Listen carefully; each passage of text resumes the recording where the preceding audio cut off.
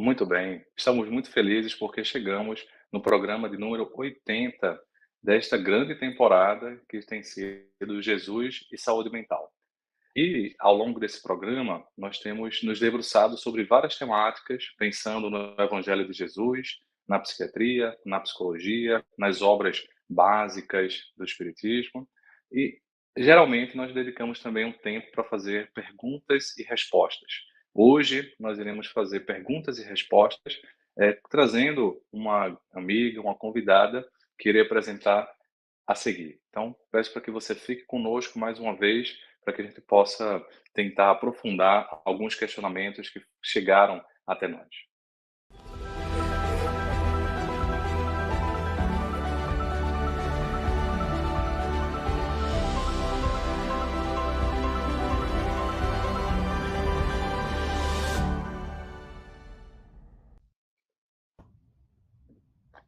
É isso, seja muito Oi, bem-vinda, Ana. olá, Leonardo, tudo bem? Que bom estar aqui com vocês. Ana, seja muito bem-vinda, obrigado por estar dedicando o teu tempo para aqui conosco, né. Eu sempre costumo falar que a gente acaba gerando conteúdos que vão alimentar, tanto o Espiritismo Play, algum dos conteúdos que a gente gera, e outros conteúdos alimentam a TV Mansão do Caminho no YouTube. Então acaba que de uma forma direta, indireta, a gente está ajudando não só com o conteúdo espírita que a gente está trazendo, mas ajudando financeiramente, né? Porque acaba sendo uma forma de ajudar a manutenção da Mansão do Caminho.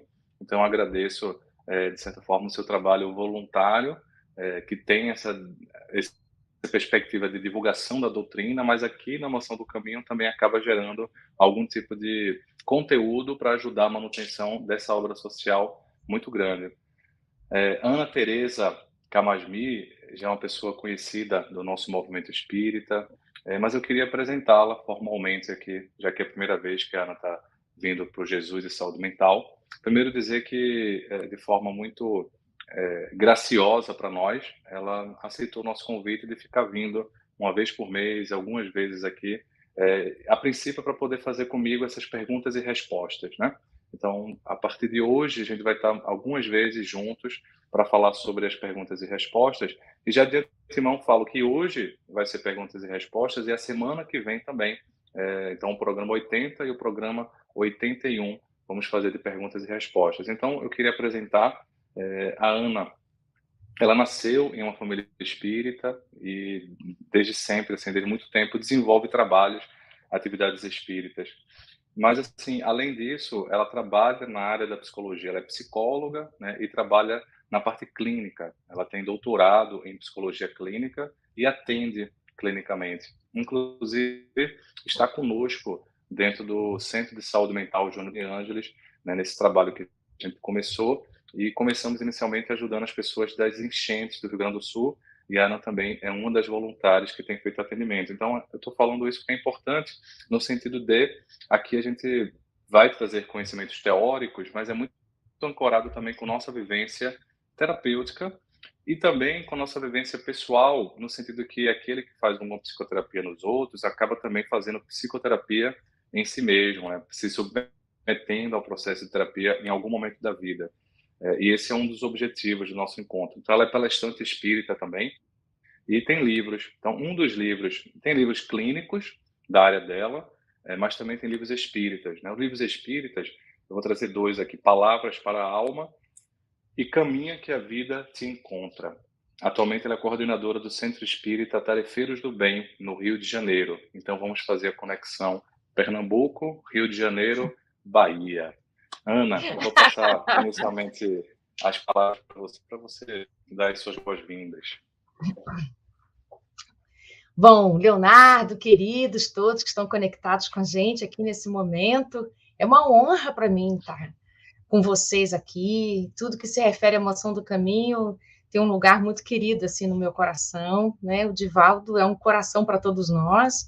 Então, e essa obra incrível que a Mansão se propõe a cuidar de tantos corações há tantos anos. Então, para mim é mais do que uma experiência, é uma aventura e é uma alegria. Então, hoje a gente vai procurar responder umas perguntas que os nossos internautas têm feito aí ao longo do tempo, e eu estou aqui para contribuir. Beleza. Primeira questão, Ana, eu vou logo jogar para você, depois a gente vai dialogando.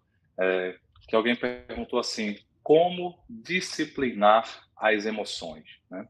Como disciplinar, Ana, essas emoções? É possível disciplinar? Enfim, como lidar com elas? Então essa pessoa que fez essa pergunta aí já tá nessa preocupação, né, de poder cuidar de si. Porque quando a gente fala como disciplinar as emoções, já é uma preocupação, né, incrível, mas acho que sim, a gente pode cuidar das nossas emoções. E tem um autor que fala muito bem sobre isso, que é o Emmanuel, no livro Caminho, Verdade e Vida, do capítulo 148, chamada Cuidado de Si, ele dá 3 passos para a gente cuidar das nossas emoções. Ele diz para a gente vigiar, prestar atenção ao nosso campo interno. Então, para a gente cuidar das nossas emoções, o primeiro movimento é a gente ter um nível de atenção consigo mesmo. Como é que eu me sinto? O que me incomoda? O que me irrita? O que me traz alegria? O que me entristece? Ou seja, eu poder fazer um mapa das minhas emoções. Eu preciso tomar posse disso. Entender como é que eu costumo me comportar e reagir diante das circunstâncias. Então, seu primeiro movimento, cuidar do seu campo interno. O segundo movimento que ele diz que a gente precisa fazer é que a gente possa valorizar as disciplinas. Olha que coisa, né? Ou seja, quais são as disciplinas que a sua vida pede de você? Você está cuidando dessas disciplinas? Ou você tem bronca dessas disciplinas, né? Vou imaginar que você tem diabetes, e aí a vida te pede que você seja cuidadoso no consumo de açúcar, né? E aí, você valoriza essa disciplina? E o terceiro movimento, ele diz para a gente cuidar das necessidades do nosso coração. Então, cuidar das necessidades do coração significa você perguntar para você o que é que a minha alma precisa, sabe? Uma grande parte do tempo da nossa vida, imagina assim que uns 40 anos assim da vida da gente, a gente faz aquilo que a vida pede da gente, aquilo que é necessário fazer, né? A gente casa, cuida de filho, dá conta da vida, trabalha e tal, mas da metade da vida em diante, a gente precisa responder outra pergunta: o que a minha alma pede de mim? Então, eu poder me ocupar do que o meu coração precisa para se sentir em equilíbrio, para se sentir em paz.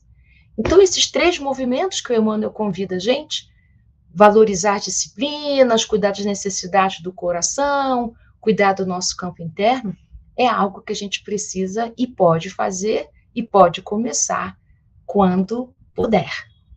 Então, como é que a gente cuida das nossas emoções? Eu creio que esses 3 passos que Emmanuel sugere são suficientes para a gente cuidar. Mas eu queria dizer para você também, não tenha pressa. Você vai cuidar das suas emoções a vida inteira. A gente precisa cuidar dos nossos impulsos, cuidar das nossas reatividades, cuidar dos nossos medos. Então, esses movimentos que a gente pode fazer sem muita reflexão podem nos levar para caminhos difíceis. Então, presta bastante atenção aos seus movimentos diários, com você, com os outros, seja no seu ambiente de trabalho, familiar, que isso possa ser um guia seguro para você. Ô, Ana, é interessante a gente pensar o seguinte, né? Como você estava falando, a gente imagina logo antes de se conhecer, antes de fazer contato com as emoções, já uma disciplina. Mas antes de disciplinar qualquer coisa, ou seja, antes de direcionar qualquer coisa, a gente precisa primeiro saber que coisa é essa. Então, como é que, por exemplo, eu vou direcionar a minha energia agressiva, que se transborda numa emoção chamada raiva, numa emoção chamada culpa, numa emoção chamada mágoa, se eu nem faço contato com essas emoções? Por exemplo, eu posso direcionar essas energias, né, e essas emoções, energia do ponto de vista mais psicoespiritual, emoções do ponto de vista mais neurobiológico, assim. Eu posso disciplinar essa raiva, disciplinar essa mágoa a partir do perdão. O perdão como sendo, digamos assim, uma certa disciplina, um direcionamento dessa emoção. Mas se eu não faço contato com mágoa, se eu não admito para mim mesmo que eu tenho mágoa, que eu tenho essas outras coisas todas, eu não vou conseguir, né, fazer uma mudança. Eu achei curioso que foi tão interessante o insight que jogou aí, não sei se apareceu. Na hora que você falou sobre mágoas, soltaram fogos. Pois é, foi um insight bom, que eu não sei por que aconteceu isso, mas que bom, né? Ô, Ana, eu queria só convidar os internautas. Seguinte, como é que a gente manda, Léo, perguntas? Algumas vezes eles fazem no chat, ao vivo, mas esse do chat ao vivo nem sempre eu consigo captar. Algumas vezes consigo. Às vezes eles colocam as perguntas nos comentários do YouTube, né? Porque depois do chat ao vivo você tem os comentários que ficam lá gravados embaixo do vídeo. Aí eu consigo às vezes captar.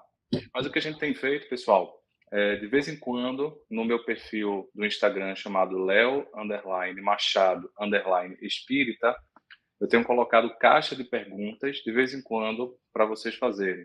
Então lá é um caminho mais, digamos, seguro de que essas perguntas vão chegar ao nosso encontro e que a gente em algum momento vai poder dar um direcionamento, tá? Alguém pergunta, Ana, assim, existem doenças, né, que trazem limitações muito grandes. E ela pergunta assim, como é que o livre-arbítrio, como é que nossa liberdade de escolha fica diante dessas doenças que trazem limitações muito grandes? Eu gostaria de falar, para poder falar das doenças, falar um pouquinho sobre livre-arbítrio, que é um tema bonito, né? Que é o tema da liberdade, é um tema que eu sou apaixonada para falar. Vai dar uma palestra, então tem que encurtar aqui, de poder dizer, a gente tem uma visão da liberdade ainda um pouco restrita. Parece que liberdade é a gente não ter obstáculos, né? Mas, do ponto de vista espiritual, isso não é liberdade. Isso ainda é uma posição ainda imatura, porque a gente não quer ter desafios, obstáculos, dificuldades, que, na verdade, são oportunidades de crescimento. Então, liberdade é o que é que eu faço, como eu a uso, como eu me comporto, dentro das circunstâncias. Então, não é eu não ter dificuldades, é como é que eu me viro, como é que eu lido com as dificuldades. É aí que a minha liberdade vai aparecer. Então, a gente fica assim, como é que eu posso dizer que tenho livre-arbítrio se eu nasci num ambiente assim, com a família assim, com dificuldade financeira? Como que meu livre-arbítrio vai agir? Mas é justamente isso. Ou seja, por mais difícil que sejam as circunstâncias reencarnatórias que você se encontra, você tem livre-arbítrio porque você vai decidir como lidar com tudo isso. A questão é que o nosso grau de liberdade, ele depende do nosso grau de amadurecimento. Então, o grau do nosso livre-arbítrio, ele não é pleno, ele não é 100% para todo mundo. A gente aumenta esse grau, a gente desenvolve esse grau de livre-arbítrio à medida que a gente se torna mais consciente, mais amadurecido na vida da gente.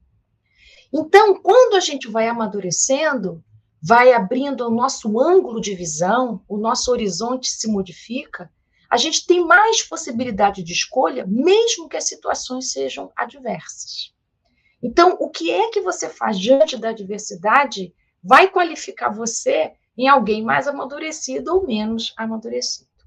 Então, quando você pergunta assim, mas e quando a gente tem uma doença com muita limitação? Por exemplo, alguém que nasce com deficiência visual ou auditiva, ou nasce sem a possibilidade de falar, ou qualquer outro tipo de anomalia, nasce com deficiências mentais, ainda assim tem livre-arbítrio, sempre há.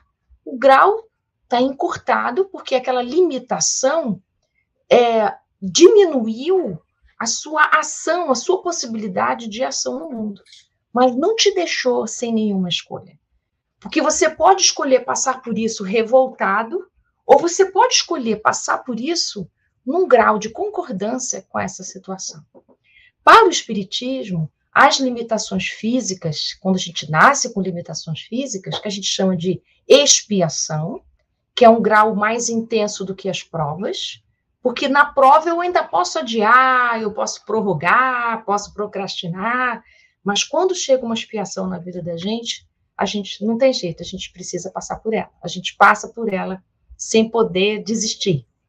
Mas como você passa por ela? Esse é o seu livre-arbítrio. Qual é o seu jeito de passar por isso? Então, é importante lembrar que sempre há livre-arbítrio, o que vai estar reduzido ali é o quanto que eu posso me mover, mas eu sempre posso me mover naquilo.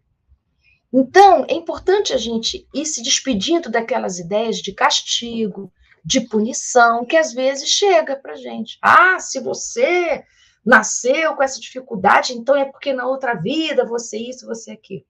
É importante a gente entender que sim, ninguém passa por uma limitação de grande porte do nada, casualmente, né? São consequências do nosso uso da liberdade em outros momentos da nossa vida. Isso é bem diferente de eu entender como castigo. Consequências das nossas ações. O que aconteceu na sua outra vida para você estar experimentando isso? Não precisa você descobrir o que foi. Já é muito você ter que lidar com as suas limitações. Então, o que a espiritualidade maior nos ensina é, primeiro passo, aceita. Não fica brigando com isso, porque a realidade é essa realidade que está posta. Segunda coisa, isso que você aceita, que é o que está acontecendo com você nesse momento, se isso está acontecendo sem que seja casual, sem que seja castigo, tem uma finalidade, que às vezes está um pouco obscuro para você. Mas é importante você entender. Essa dificuldade que eu estou passando na minha vida, desse pote, porque você está me falando de limitações físicas, né? Coisas concretas, materiais, é uma limitação alta para a pessoa que está experimentando isso. Então, já que eu aceito, porque isso não tem como eu mudar, o que eu posso aprender com isso? Qual é o passo que eu posso dar através disso? Em vez de eu pensar em me livrar, isso está posto na minha vida. Qual é a alquimia que eu posso fazer? Qual é a mudança? Qual é a contribuição que eu posso dar para o mundo através dessa adversidade, né, que eu estou passando por aqui? Vou dar um exemplo cotidiano, vocês devem ter visto nos jornais, né, na mídia, a Roseanne Murray, né, que foi atacada pelo Pitbull e que perdeu um braço. Ela é uma escritora de literatura, né? Então, ela perdeu o braço e mais algumas outras limitações de grande porte que ela teve, né? Ela, então, está escrevendo um livro para crianças sobre perder membros do corpo. Quantas crianças passam por isso? Então, dentro dessa situação tão adversa, tão dolorida, ela encontrou um caminho de aproveitar positivamente e compartilhar a experiência dela para ajudar pessoas que, como ela, precisam atravessar uma amputação, por exemplo. Eu lembrava de uma ópera do Giuseppe Verdi, que foi a ópera que fez com que ele ficasse famoso. Assim, a partir disso, a carreira dele mudou. Uma ópera chamada Nabucco. E Nabucco, ela representa o aprisionamento do povo hebreu ali no reinado da Mesopotâmia, etc. E aí tem uma área da música que é Vá Penseiro, que é vai pensamento. Eles estão aprisionados, né? É o coro dos escravos hebreus. Se você está no YouTube com esse nome ou em inglês, você vai encontrar representações. É uma música muito famosa que durante um tempo virou um segundo hino nacional da Itália. E ele fala justamente isso, né? Eles estavam ali aprisionados no cativeiro, então, portanto, eram escravos, mas eles se deram conta que o pensamento deles era livre, né? Ou seja, a postura mental, que é isso que a gente está colocando aqui. Aí eu vou pensar, tá, e existem situações em que a gente traz doenças congênitas que têm uma deficiência física e uma deficiência intelectual. Existem várias síndromes. Tá dando... O pessoal tá gostando. Tem várias síndromes, né, neurológicas que a pessoa nasce com. Geralmente, assim, deficiência intelectual, antigamente chamado retardo mental, aí o desenvolvimento físico alterado também, e às vezes até epilepsias graves. Né? Então, ele realmente tem uma vida muito limitada. E aí a gente pode pensar, e nesse momento, como é que a pessoa tem um livre-arbítrio naquele momento? E aí o que a Ana estava colocando, esse talvez seja um exemplo de limitação física, limitação mental, que até o pensamento da pessoa fica limitado. Ah, mas ele é um espírito. Mas até o espírito, diz Allan Kardec, no Livro dos Espíritos, quando passa uma reencarnação muito tempo em um corpo muito limitado, é como se a expansão do pensamento também diminuísse, né? Existem relatos assim de comunicações espirituais de pessoas que estavam temporariamente no corpo com deficiência intelectual, mas provavelmente conforme maior a deficiência intelectual, maior a restrição nessa expansão do pensamento. E aí é como se fosse mesmo o quê? Um aprisionamento temporário, um processo expiatório muito grave, em que a pessoa vai se iluminando, né? Resgatando e conquistando o início de saúde, muitas vezes porque em outras existências usou muito da astúcia, usou muito da inteligência para fazer o mal, e ali é um momento de modificação para futuros voos. Então a gente às vezes tem muita limitação, Ana, concordo, sobre o que é liberdade, porque toda essa ponderação que você fez, e uma outra que você lembrou, a liberdade não é só hoje, a liberdade é o ontem também. E às vezes a gente precisa de uma restrição de liberdade para poder ganhar novamente uma potência libertadora de amadurecimento do ser, né? E a gente tem que pensar... Aí uma outra limitação que acho que a gente tem é pensar, apesar de sermos espíritas, a gente pensa muito materialisticamente falando, né? Isso. Apesar de sermos espíritas, pensamos muito numa única existência, né? Eu também me lembrei aqui, enquanto você foi falando, que quando o deslize é muito grande numa existência, é uma misericórdia a gente nascer com alguma restrição, porque a possibilidade da gente deslizar é alta. Então, eu queria aqui fazer uma ponte. Vamos imaginar que você tenha tido várias existências em que você experienciou o suicídio. A gente tem os casos de Ivone Pereira, por exemplo, né? Então, você vem numa existência com a privação daquilo que seria sua tentação. Então, pode ser que você venha com alguma limitação física para você não ter a facilidade de se suicidar novamente. Então, há espíritos em que uma encarnação, a finalidade daquela encarnação é ele aguentar ficar na encarnação até o final. Não é fazer universidade, não é ganhar dinheiro, não é crescer, não é nada disso. Ele aguentar ficar no corpo para ele poder se encontrar com a valorização da vida corpórea, poder educar seu sentimento, trabalhar a humildade, trabalhar a aceitação, a paciência, a generosidade, a compaixão. Muitas emoções estão sendo trabalhadas ali. Algumas pessoas me perguntam assim, mas para que serve uma pessoa passar pelo mal de Alzheimer, por exemplo? Você não tem consciência que está passando por aquilo. Pois é, não tem consciência, aspas. Não tem consciência quando a gente entende do ponto de vista material.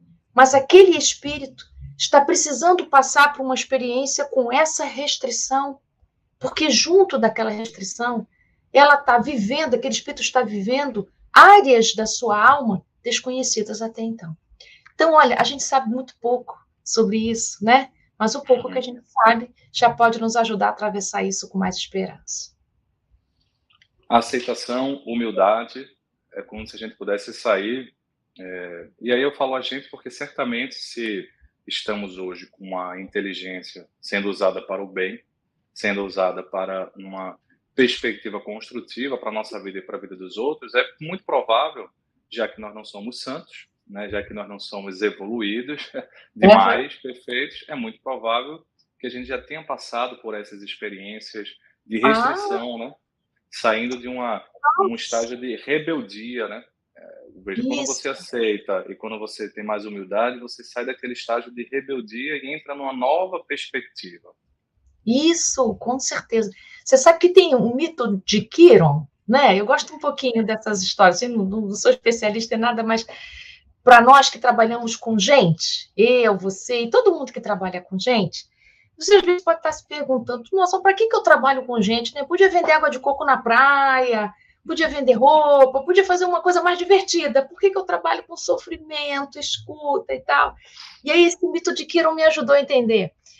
Dizem que Quiron era um curador, mas ele se tornou curador, não foi assim do nada. Na verdade, ele era um guerreiro que ia para muitas guerras, mas numa dessas ele se feriu num lugar muito difícil de se curar. Quando ele volta para casa, ele descansa das guerras, ele começa a procurar todo tipo de tratamento para curar da sua ferida. E ele, então, vai para para a floresta, ele tenta todas as ervas, ele prepara ungüentos, ele prepara pomadas, mas ele faz assim todo o esforço possível para tentar se curar. E a ferida dele não fechava mesmo. Só que aconteceu uma coisa interessante. Toda vez que alguém se feria, procurava Kiron, porque certamente ele ia saber alguma erva, alguma coisa. Ele se tornou sábio. Ele se tornou, assim, um expert de todo tipo de possibilidade de cura. Então, todo mundo se curava, menos ele, e Kiron morreu com essa ferida. Então, dizem que todos aqueles que trabalham com gente, que trabalham com pessoas, são como Kiron. Tem alguma ferida no seu coração, incurável, ainda não curou, e a motivação para cuidar dos outros é curar-se. E dizem que essa palavra grega, Kiron, que quer dizer irmão, é o que deu origem à palavra cirurgião, aquele que cura com as mãos. Então, a gente cura com as mãos tanto, não é isso, gente? A gente dá passe, né? A gente dá abraço, a gente acolhe com a palavra, com a compreensão. Então, todo aquele que se interessa pelas dores humanas, não se interessa porque é bacana, porque é perfeito, porque é iluminado, é porque é ferido também. Então, todos nós que estamos aqui na Terra, temos feridas em algum grau no nosso coração e a gente está aqui para se curar. Ana, já que a gente está falando de reencarnação, evolução, tem uma pergunta interessante que fizeram assim: qual o tempo mínimo para reencarnar? Poxa vida, e essa pergunta é boa, né? Porque tem gente que pergunta assim: será que meu filho é meu pai? Não é? Será que meu irmão é meu avô e tal? Então, assim, não tem um tempo certo, determinado. Todo mundo reencarna depois de X tempo no mundo espiritual. A espiritualidade maior autoriza as nossas reencarnações de acordo com o tempo que é necessário para a gente. De um modo geral, leva umas 3, 4 gerações para a gente voltar. Mas, às vezes, tem reencarnações imediatas, se isso é necessário para aquele espírito. Por exemplo, no livro Sexo e Destino, tem uma reencarnação que acontece 6 meses depois dela ter desencarnado, né? Então, eram 2 irmãs, acho que é isso, eram 2 irmãs, e aí uma ficou com o namorado da outra, e não sei o quê, teve uma complicação, e aí ela nasce como filha da irmã. Então, 6 meses depois que ela desencarnou, ela reencarna. Então, não são casos comuns, mas acontece de reencarnações imediatas, mas a maior parte das vezes a gente leva umas 3 ou 4 gerações para voltar. Tipo assim, a sua avó tem a sua avó, a sua mãe, seu filho, o neto dessa aqui pode ser a mãe dela. Então, seria terceira, quarta geração em diante é o mais comum.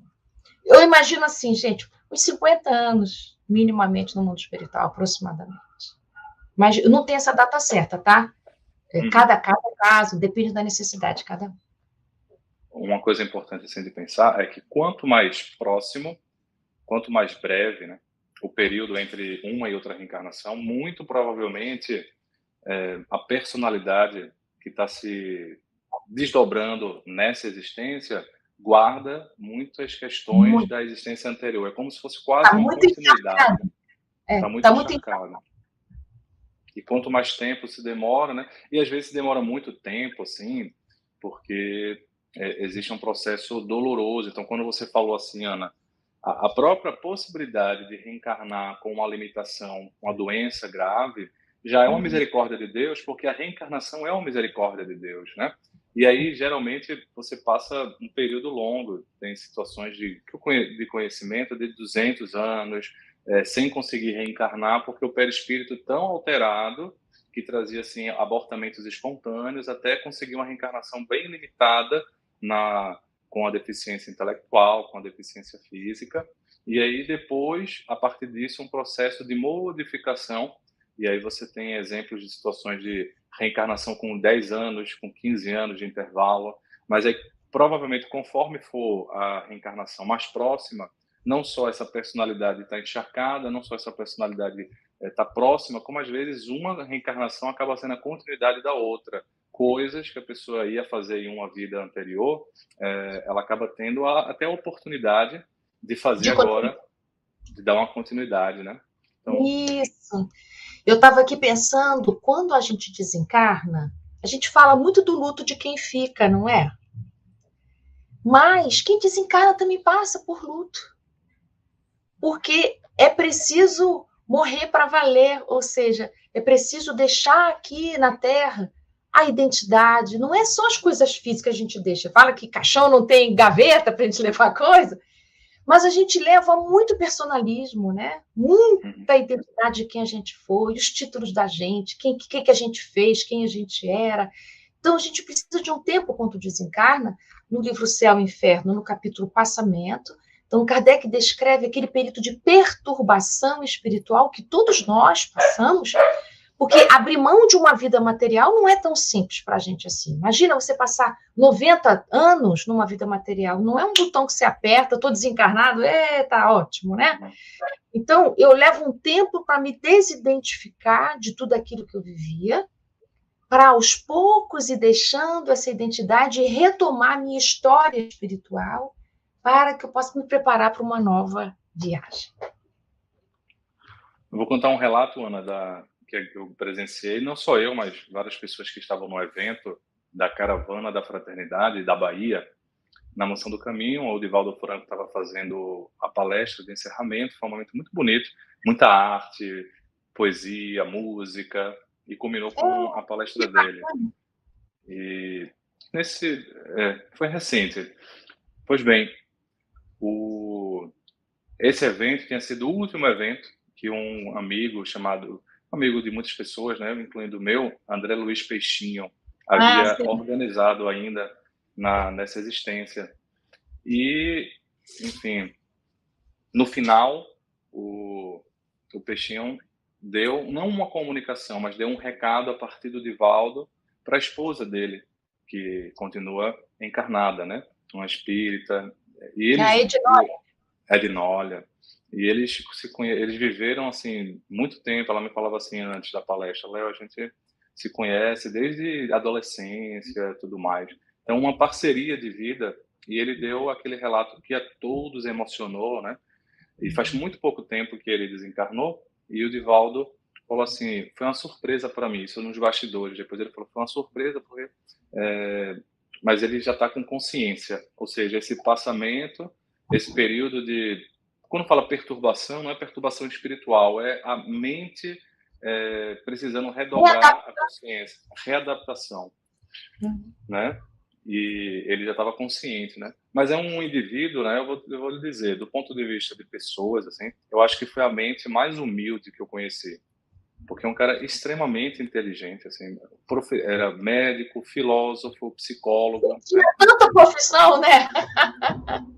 E era um cara extremamente humilde, assim, e sempre falava muito sobre essa necessidade de a gente viver uma vida pensando no espiritual, né? No sentido de nós não somos o corpo. Então, é uma pessoa que talvez na vida inteira se preparou para esse retorno, né? E aí o passamento acaba sendo um pouco mais encurtado devido a toda a entrega que ele fez, né? Então, falando essas palavras, me lembrei desse exemplo que achei bonito, que é uma pessoa que tivemos contato, e uma pessoa do bem, até para nos incentivar, assim, vale a pena, né, rapaz, ser humilde. Não é uma coisa assim, seja humilde por inteligência, né, Ana? Seja humilde. Vale a pena a gente lembrar que a gente é um espírito que tem um corpo, né? Que eu acho que a gente confunde, a gente fala assim, meu espírito, né? Ao contrário, né? Eu sou o espírito que tem o corpo. Então, quando a gente vai entendendo a vida assim, o valor que a gente dá para as coisas muda também, né? Com certeza. E também tem o seguinte, assim, a gente às vezes espera evoluir meio que como se fosse assim, porque nós somos pessoas do bem, puras, aí a gente evolui. Mas eu costumo brincar, olha, evolua nem que seja por inteligência. Seja inteligente, né? Porque é mais negócio. Gostei disso, mais negócio, né? Só por isso. Aí depois a gente vai se acostumando com o bem, vai se acostumando com essas virtudes, até tornarem-se patrimônio de nós. Usar a inteligência para um lado bom, né? A gente falou da inteligência astuta, que destrói, a inteligência perspicaz, que constrói. Né? Acho que é interessante essa perspectiva e nos remete uma a outra dessas relações, etc., que colocaram aqui. por que os espíritos obsessores estão entre nós e não no umbral? Essa pergunta foi divertida. Você queria todo mundo num umbral bem longe, né? E aqui só ficar os bacanas, né? Como se a gente não passasse pelo umbral, como se a gente também não fosse de lá. É uma questão de atração, né? Por que, por exemplo, que os satélites que rondam a Terra não rondam em torno do Sol? Sei lá, em torno de Marte. Por que da Terra e de Marte não? Porque tem a lei de atração. Então, os obsessores estão entre nós porque a gente se atrai. Nós nos atraímos por eles e eles se atraem por nós. O que a gente chama de obsessor hoje foram nossos companheiros de estrada de ontem. A gente se distanciou por alguma razão. Eles não entendem por que a gente está longe. E não acreditam na nossa nova versão. Eles nos enxergam não com esse corpo que a gente tem. Eles enxergam aquele da história que a gente viveu junto. Então, o obsessor, aquele que te conhece, que conhece os seus pedaços, suas sombras, suas faces difíceis, eles esperam a sua companhia de volta. Sentem muito ressentimento de você ter mudado. Não confiam, não acreditam na sua transformação moral. Então, de uma certa maneira, os obsessores nos impulsionam ao crescimento, são nossos professores, porque eles nos lembram de cuidar de faces nossas que a gente nem presta muita atenção nelas. Então, se eles estivessem confinados em algum lugar, presos num presídio, no mundo espiritual, a gente não aprenderia nada. E vamos também conversar sobre esse lugar, que a gente acha que o umbral é um lugar físico, não é?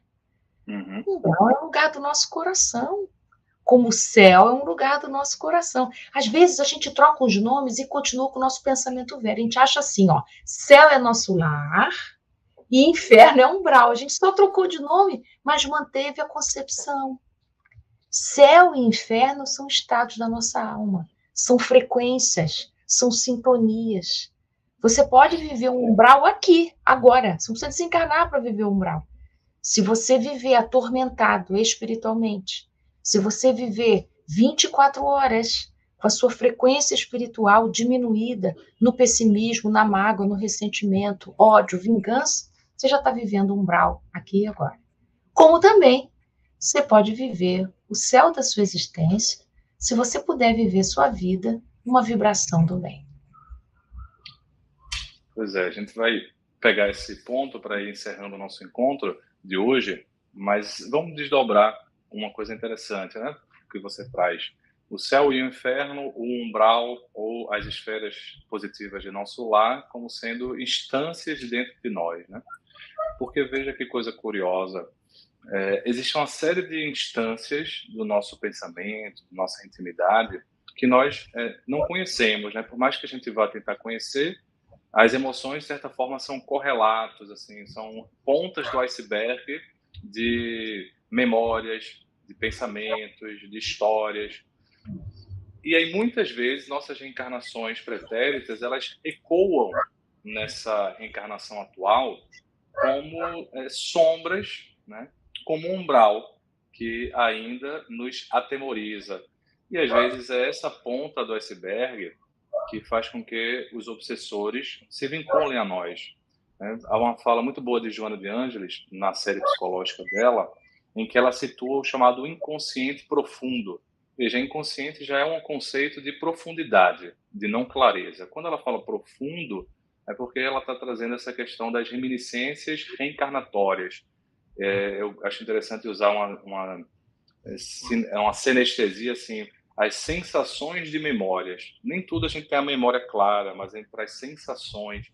E às vezes essas sensações são assim, aquilo que a gente foi no passado, que a gente está se desgarrando desse passado, vamos supor, de negatividade, mas aí esse antigo comparsa, esse antigo amigo, como você colocou, ele não só está com ressentimento, às vezes pode ser uma inveja, às vezes pode ser uma não credibilidade, e aí fica pegando o dedo da ferida, né? Olha, a Ana não é isso, esse é um fingimento, esse é uma farsante, isso é uma mentira, o Léo não é Eu isso, também né? acreditei no Léo, ele era maravilhoso, mas ele não é quem ele está parecendo para você.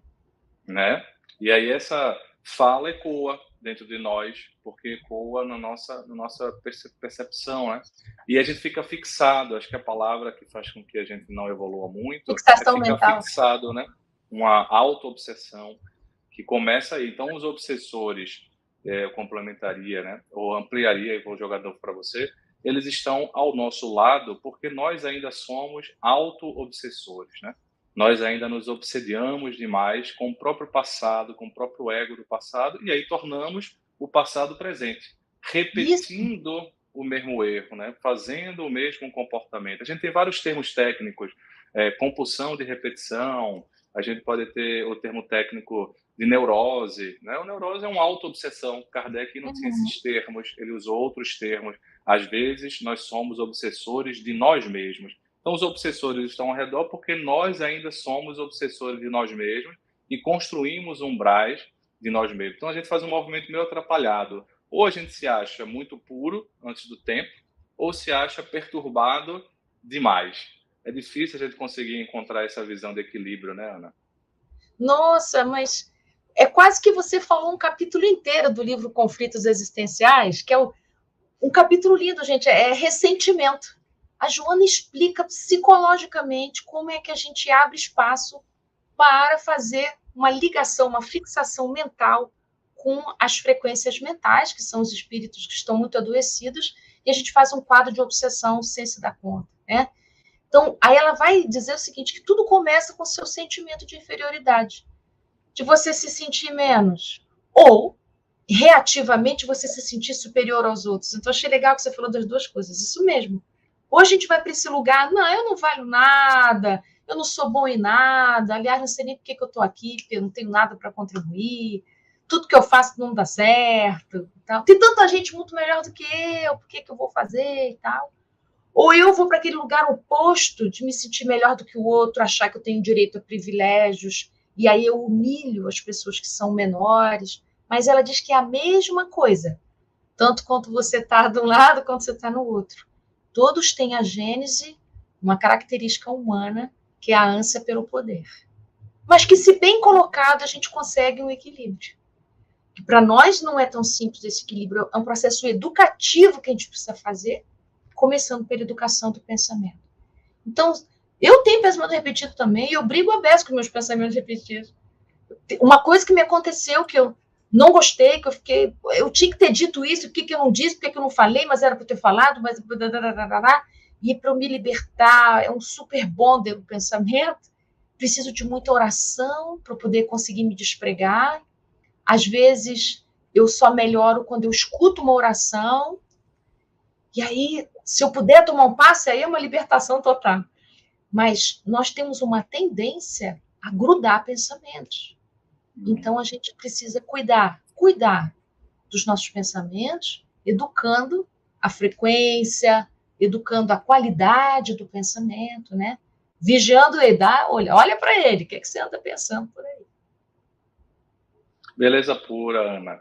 Agradeço. A gente chega aí ao final do nosso episódio 80, que de certa forma, né, 80, essas coisas assim, 90, formam algum marco, né? São 80 semanas seguidas. Olha que chique, eu cheguei no 80, isso é sensacional. A gente agradece esse presente, né? Que a Mansão do Caminho pôde ter com a sua contribuição. E mais uma vez, só reforçando, no programa 81, estaremos eu e a Ana novamente aqui respondendo perguntas.